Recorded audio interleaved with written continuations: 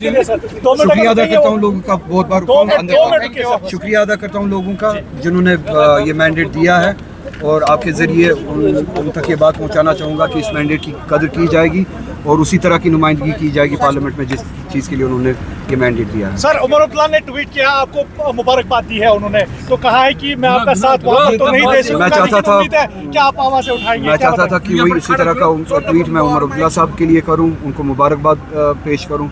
मगर नॉर्थ में जिस तरह की ट्रेंड लग रही है कि लोगों ने फैसला कुछ और किया है, उम्मीद करता हूँ कि जिस चीज़ के लिए उन्होंने वोट दिया है इनर साहब की वो रिहाई मुमकिन हो, और अगर ये ट्रेंड सही है तो मैं इनर साहब के खालवादे को, इनर साहब को मुबारकबाद देता हूँ और इस मैंडेट की कदर करते हैं।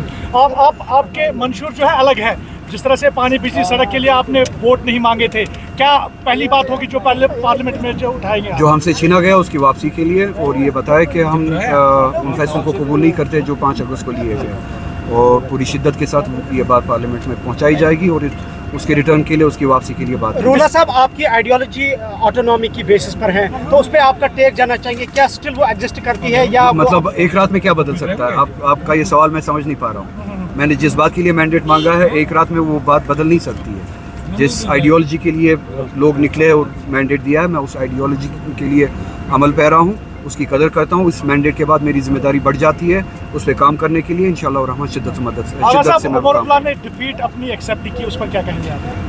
जमहूरियत में लोगों के वर्डिक्ट को एक्सेप्ट किया जाता है, तो ये एक लीडर की निशानदेही है कि वो जमहूरियत के मैंडेट की कदर करते हैं, और उन्होंने वही बात की।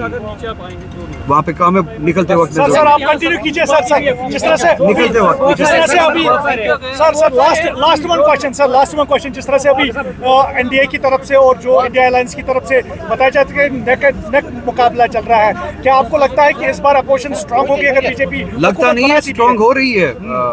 230 के करीब इंडिया इस वक्त चल रही है। उम्मीद है शाम तक और ज़्यादा बेहतर हो, और सीधे जाहिर होता है कि यूपी में आप मैंडेट देखें, हिंदी हार्टलैंड जिसे कहा जाता है, वहाँ पे मजहबी शिद्दत पसंदी के खिलाफ वोट दिया गया।